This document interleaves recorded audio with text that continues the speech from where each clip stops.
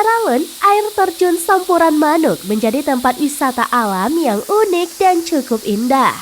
Air terjun ini berada di daerah Lawe Bengkung yang merupakan muara Sungai Alas yang berbatasan Kota Subu Salam, Kabupaten Aceh Tenggara. Aksesnya memang cukup jauh dan tidak mudah, sebab Anda harus menggunakan perahu motor untuk sampai ke lokasi.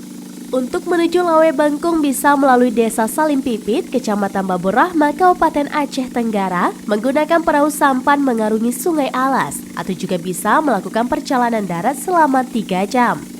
Namun, sulitnya perjalanan ke lokasi ini akan terbayarkan dengan pemandangan cantik dan indah dari air terjun Sampuran Manuk.